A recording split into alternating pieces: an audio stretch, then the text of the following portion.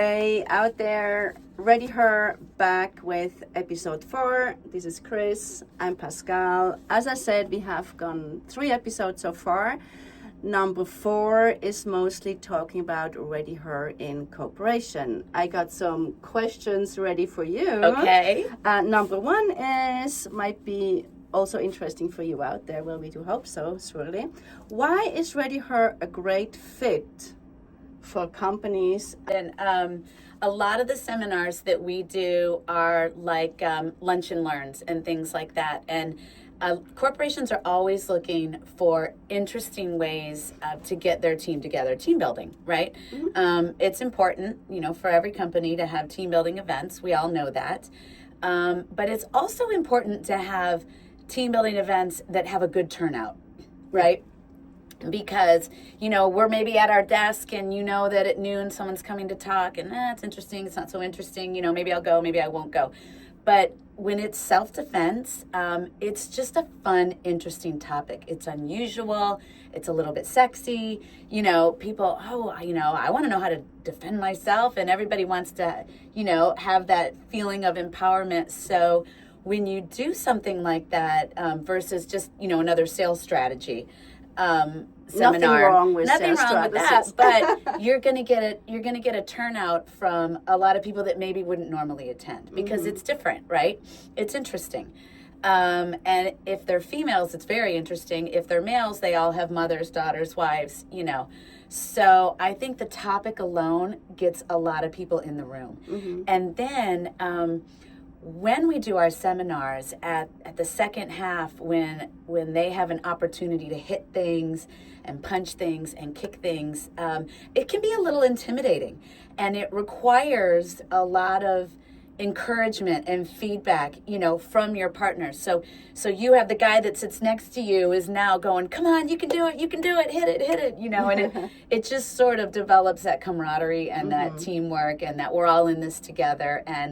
And most people will walk out laughing and excited and empowered and happy that they did it. So it's just a great option for a company. And also, if I can just add, it shows that a company cares, not just about what they're doing in their job, but how they're living their life, what's happening to them outside. So it shows that, yes, as a company, I want you to get home safe at night. I care about your well-being. Yeah. And that is a wonderful message, because people jump from jobs to jobs. And if you work for someone who you think cares about you as a person, that's a home run. So I think we're a great option. Yeah.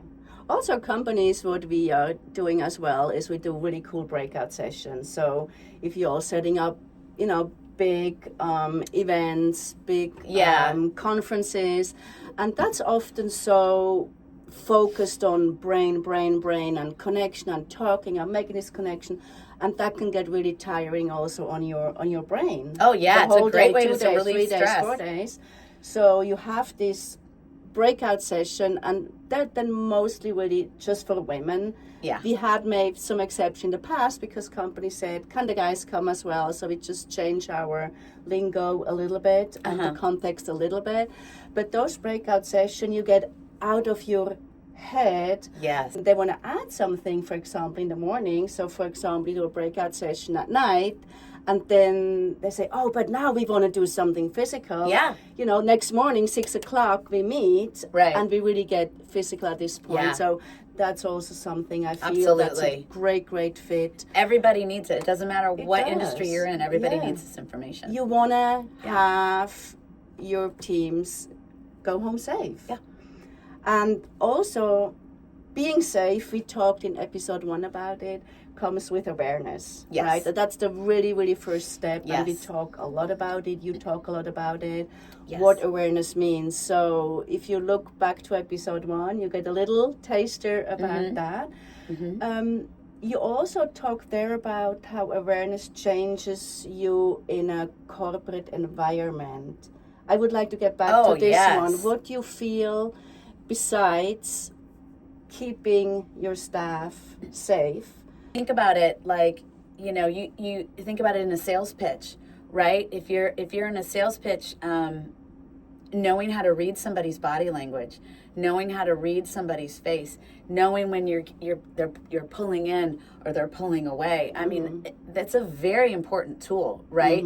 To know how to pay attention to someone's body language, to know how to read signs. Yeah. I mean, whether it's a sales pitch or maybe you're a real estate agent, right? And you're showing someone a house, and how do you read the signs? Yeah. Whether it's a safety sign and you're starting to feel uneasy, or whether they're disinterested or maybe looking for something different, you want to go in a different direction. Yeah.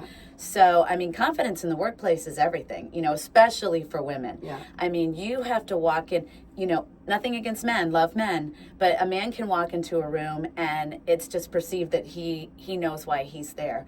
A woman has to wear it. We have to look like we belong there. And it starts with how we're dressed. It starts with our shoulders, our posture, how we carry ourselves.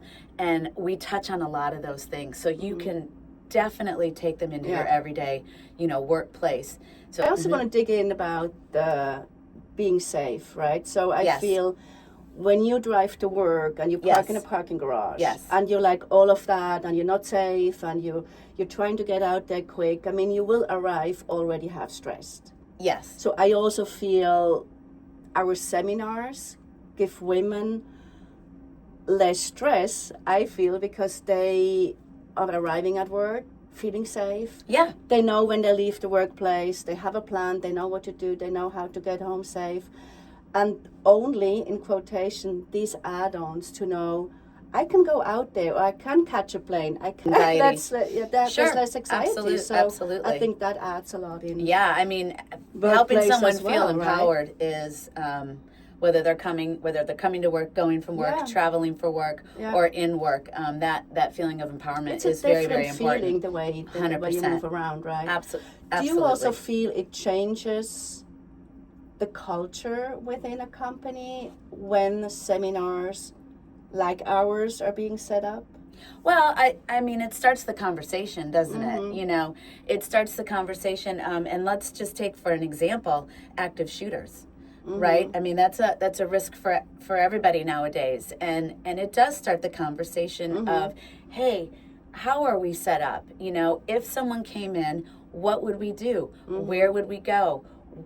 How could we barricade ourselves? How could we, where are our exits? What could we use as a weapon? It starts those conversations. And one of the biggest things to being safe in self-defense is that pre-planning, right? Is having that conversation before it happens. Yeah. If somebody comes in and you need to do something, what am I going to do?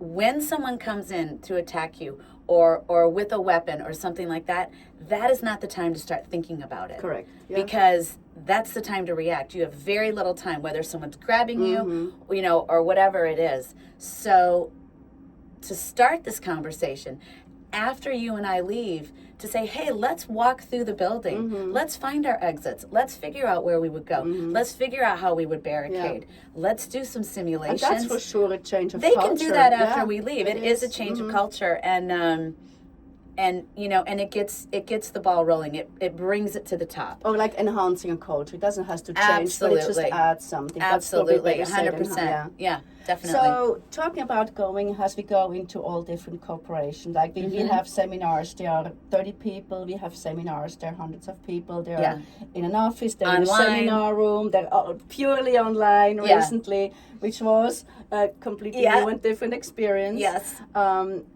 So we have seen all kinds of environments. Would you just maybe speak to it? How do we adapt to different environments? Yes. And also different great question. Abilities of who is coming to listen to us? Yes. And that is a really good question, because I don't want anyone listening to think that we are not for them.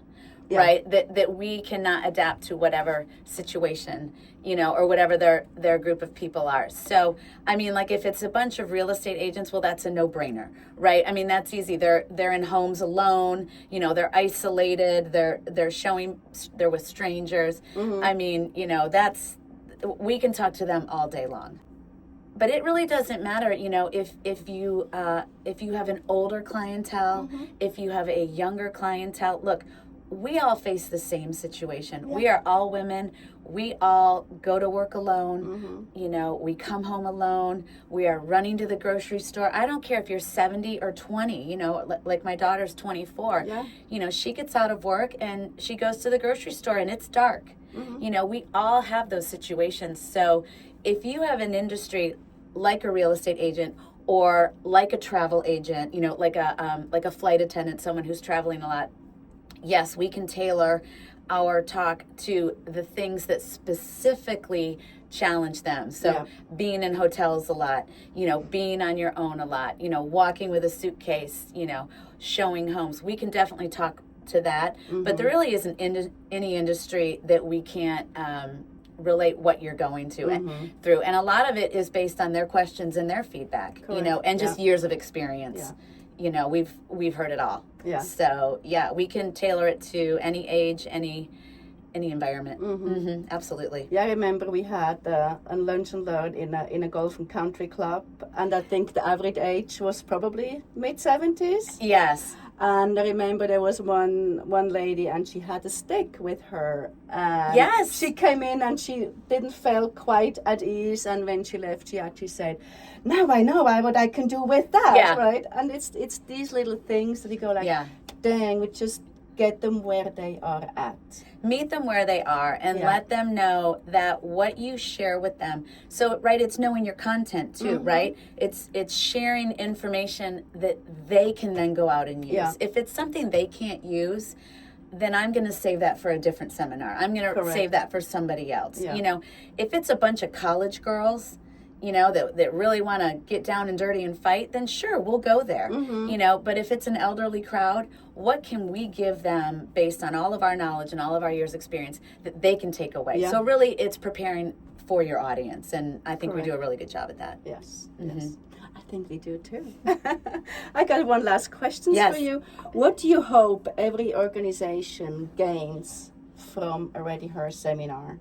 Oh, I hope, well, at the very least, I hope the women walk out feeling empowered. I hope that the women walk out feeling like they now have some tools in the tool shed that they can go out and move along the world and feel confident and feel empowered. So if I can make them a safer, more prepared, more ready person, then, that's good for them. That's good for the company. That's good for everybody. So, while I want to do things for the company, my focus is that the people that you hire us to speak to, that they hire us to speak to, walk out of there, feeling empowered. Okay, that's episode 4. We're going to leave on the word empowerment in commute. If you're interested or have any more questions, email us on info@ReadyHer.net. Check out our website, ReadyHer.net as well. Ciao. Bye.